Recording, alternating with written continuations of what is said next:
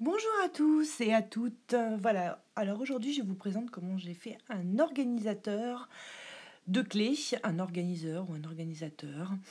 Voilà ce que j'ai utilisé. J'ai utilisé des collants pour des poches élastiques, deux bouts de tissu, un calendrier. Un calendrier c'est génial parce que c'est bien rigide, donc pour le support c'est top.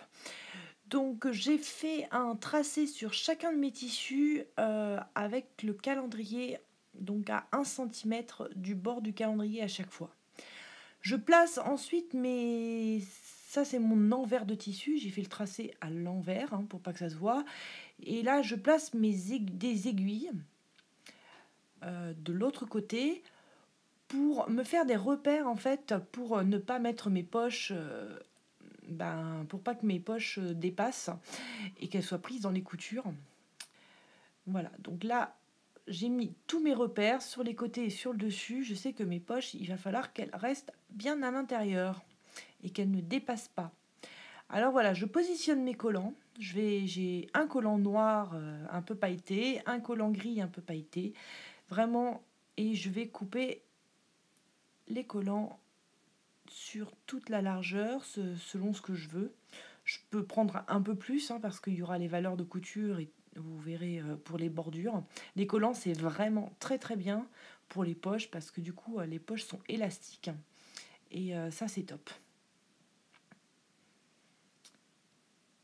Donc, c'est des collants 27-31, je crois, il me semble. Enfin bon, voilà. Ou 31-33. 34. 31-34. Au niveau de la longueur. De toute façon, il faut adapter votre organiseur au calendrier. Je repasse donc chaque bout. Ça, c'est une étape importante qui est pénible et qui n'a rien à voir avec la couture, mais en fait, si. On passe plus de temps à mettre des aiguilles et à repasser. Et donc là, je vais faire un rebord. Ça va être donc ce rebord-là, ça va être le dessus de la poche intérieure. Voilà, c'est comme un petit ourlet en fait, pour que ça fasse plus joli. Je vais mesurer pour être sûr que ça fasse exactement donc la même longueur, hauteur à chaque fois.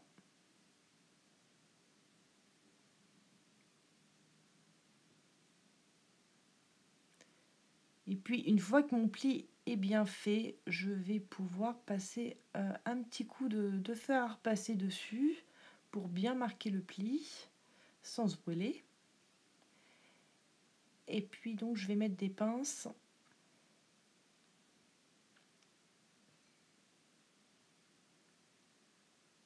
pour bien garder le pli. Et comme ça, je vais coudre à 1 cm du bord. Le reste, j'y touche pas, ce sera le bas de la poche. On verra plus tard. Une fois que j'ai fait la même chose donc pour les trois poches, donc là, je vais coudre à 1 cm du bord.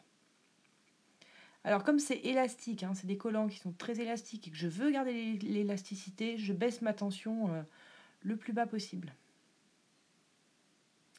Je ne vais pas coudre dès le bord du collant parce qu'il va falloir que je fasse un ourlet aussi sur la droite et la gauche des poches. Donc je ne pars pas du début du tissu. Vous pouvez laisser bien 2 cm.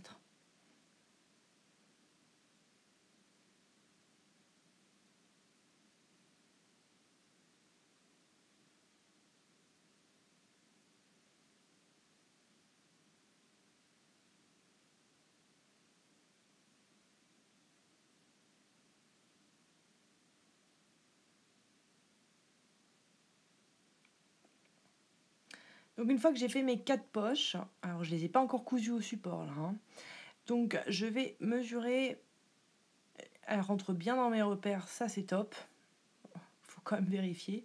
Je vais les centrer par rapport à mes repères.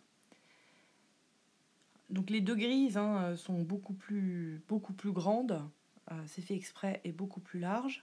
Donc là maintenant je vais faire mes rebords. Là ici j'ai mesuré 13 cm, il faut que ça fasse 13 cm partout. Et donc, alors après c'est 13 centimètres là, c'est pour moi, mais après vous pouvez faire plus ou moins et faire des plus petites poches sur le haut. Enfin, c'est selon aussi le format de votre calendrier et selon ce que vous voulez, le nombre de poches que vous voulez. Je mets l'aiguille par l'intérieur, voilà, pour bien tracer le milieu. Enfin là où je veux vraiment, voilà, et je vérifie que ça fait bien 13 centimètres. Ça c'est ma longueur de poche à moi. Et puis donc je vais piquer pour me faire le repère de couture et les accrocher. Et donc je vais faire une couture là, et puis je couperai ensuite le surplus de tissu. Comme ça la couture sera intérieure et se verra pas. Attention, je ne vais pas coudre donc jusqu'au bord, je vais prendre vraiment... donc voilà, là j'ai cousu, j'ai enlevé le surplus, j'ai fait la même chose en bas. Et donc vous voyez que sur les côtés, j'ai pas cousu sur toute la longueur, j'ai laissé facilement 1 cm, 2 cm sur le côté pour pouvoir faire ensuite l'ourlet sur les côtés. Vous voyez, j'ai laissé bien 2 cm.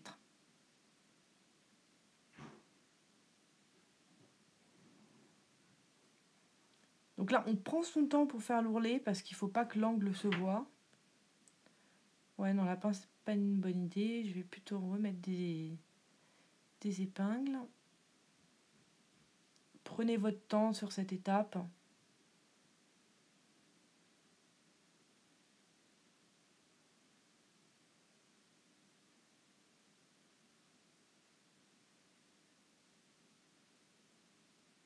Alors j'en mets une pour bien fixer le coin, pour pas qu'il bouge. Hop. Et puis je vais en mettre une autre ici, verticale. Et puis je vais faire la même chose sur les 4 coins. Je vais faire une ligne là à 1 mm du bord. Voilà, une fois que j'ai cousu, voilà ce que ça donne. J'ai plus qu'à faire mes séparations de poches. Alors d'abord je retourne pour enlever tout le surplus de tissu que j'ai, qui pourrait m'embêter un petit peu dans les poches. Donc là normalement on avait déjà fait sur cette longueur, mais bon. Et puis sur les côtés aussi, et surtout dans les angles. Voilà, on va faire bien à l'intérieur des poches. Tac.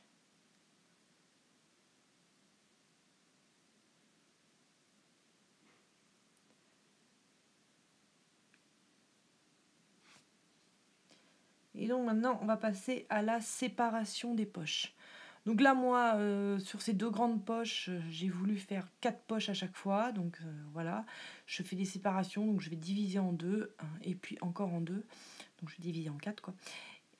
Voilà, donc alors soit on mesure, il y a 2 techniques, hein, soit on mesure et puis on divise en 2. Évidemment, moi là, ça fait 39, donc c'est chiant, pardon, mais... Ou sinon, on plie. On superpose les poches, voilà, et puis donc là du coup au niveau de la pliure on aura notre repère, ce sera notre milieu. C'est une possibilité aussi. Donc là je repère bien mon milieu et puis donc je vais mettre mon aiguille pour qu'elle soit bien au milieu, voilà, et là j'ai le milieu et donc je peux refaire la même chose pour diviser en 4. Voilà, donc là, j'ai pris mes 4 paires. Je vais faire donc mes 4 poches en faisant juste des lignes du haut vers le bas. En haut, c'est un plus petit collant, donc j'ai fait et puis j'ai fait 6 petites poches. Donc ça, c'est pour toutes les petites clés, genre boîte à lettres, porte de garage, enfin bon, voilà, ou des clés de cadenas ou des trucs comme ça. Et là, c'est les plus grandes, c'est pour vraiment les clés de maison, les clés de voiture, enfin celles où en général on a des gros porte-clés et qu'on veut que ça rentre à l'intérieur, quoi. C'est bien parce que c'est bien élastique, donc l'effet collant, ça c'est top, c'est vraiment une bonne astuce. Alors je me suis un peu trompée, c'est vrai que le collant noir est beaucoup moins large que le collant gris et que je n'ai pas centré, donc du coup avec le trou, il y a un trou sur le côté, J'ai trop aligné sur la droite en fait, donc il y a un trou sur le côté. Donc avec les chutes de ce que j'ai découpé en trop, eh bien je vais me faire un petit cordon avec une petite natte. Alors là c'est complètement de l'impro. C'est pas ce que j'avais imaginé au début, mais finalement c'est plutôt une bonne idée. Donc voilà, j'ai pris 3 chutes et puis je vais me faire une petite natte pour faire une cordelette. Bon, je n'ai pas 3 mois, hein, je vous le précise. C'est la main de mon mari qui tient le truc. Donc, je ne suis pas surhumaine. Voilà, je fais ma petite natte. Et puis à chaque bout de la natte, donc je vais faire un point de couture pour qu'elle tienne. Et puis je vais insérer un anneau dedans. Et puis donc je vais ensuite la fixer au bord. Et puis je rajoute un point de couture, toujours en point de couture droit. Donc là ça me paraît pas mal. Maintenant il ne manque plus que la anse. Alors j'ai récupéré une chute quand j'ai découpé par rapport à mon calendrier. Et donc là la anse, le mieux c'est d'avoir une largeur de 4 cm, ça c'est bien. Vous repliez d'1 cm chaque bord et puis ensuite vous pliez en deux. Et puis vous ferez une couture à 1 mm. Vous faites ça tout le long. Alors soit vous le faites au fer à repasser ou là, moi là c'est du jean, hein, donc c'est une toile en jean, donc du coup c'est assez rigide. Donc ça va. Mais en fait voilà, c'est comme un biais, hein. C'est vraiment le même système. Donc si vous avez le petit appareil pour faire le biais, c'est top. Bon après moi je vois pas l'utilité, donc j'arrive à le faire à la main. Donc tout ce qui est anse et cordelette, je le fais en général comme ça marche très bien. Faut juste être patient en fait, quoi. Et donc là je vais coudre à 1 mm à chaque fois du bord de là où c'est plié. Donc ma anse, il faut que ça donne ça. Je vais la mettre par l'intérieur, je ne veux pas que ça s'entortille, enfin voilà, on va imaginer. Voilà, une fois que j'ai cousu, je vais la fixer avec des épingles pour pouvoir faire un point de couture quand même avant.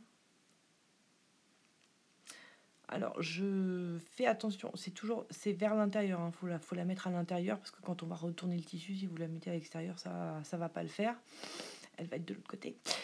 Donc le mieux c'est de faire un essai, voilà, et d'être sûr que la anse elle soit pas entortillée ou qu'elle soit pas retournée. Donc là c'est bon, c'est bien droit, c'est bien dans le bon sens. Voilà, ça fera comme ça. Ok. Donc là, je peux le laisser comme ça. Je vais faire 2 points. Il me reste plus qu'à faire 2 points ici et ici. Voilà. Une fois que c'est fait, et maintenant, là, il n'y a plus qu'à assembler. Donc, je vais prendre mon envers. Enfin, mon dos d'organisateur de clés ou d'organiseur de clés. Je ne sais pas quel est le bon mot à chaque fois. Là, on aligne bien tout.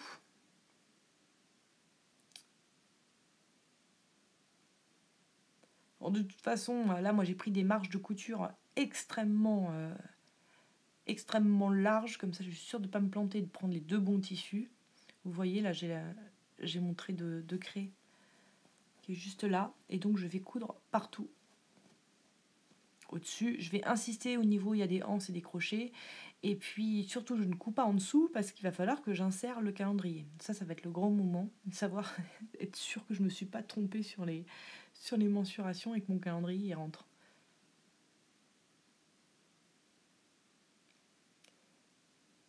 Donc voilà, je vais mettre des pinces partout. Et hop, je couds à gauche, en haut et à droite. Et je laisse libre ici. Voilà, une fois que j'ai fait, donc là j'ai insisté, hein, je vous ai dit, sur les cordes, sur tout ce qui est anse et tout, pour que ça tienne vraiment bien. Et puis donc là j'ai laissé un trou, je vais enlever le surplus. Parce qu'une fois que j'aurai retourné mon ouvrage, s'il y a le surplus, c'est sûr que le calendrier y rentrera pas. Ou en tout cas ça fera moche, quoi. Ça fera des boursouflures et tout. Je dégage bien les angles.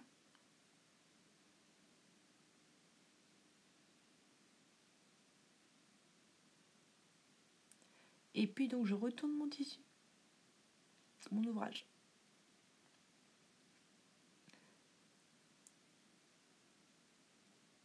On dégage bien les coins.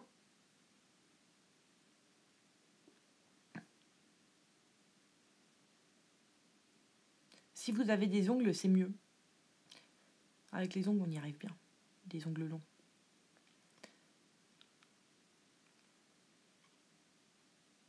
Voilà. Et là, on va arriver au moment du suspense. C'est-à-dire, est-ce que mon calendrier y rentre?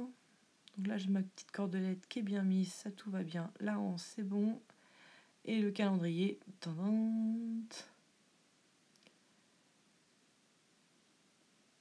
Oh, punaise. Ça m'a l'air d'être pile poil. Et c'est top. Pile poil, pile poil. Donc vraiment, quand vous faites la découpe de le tracé de couture sur votre tissu en tout début, c'est vraiment, faites-le à 1 cm. Parce qu'avec les coutures et tout ça, vaut mieux. Parce que là, c'est juste. C'est juste, hein, en largeur, il passe tout juste. Faites-le vraiment à 1 cm.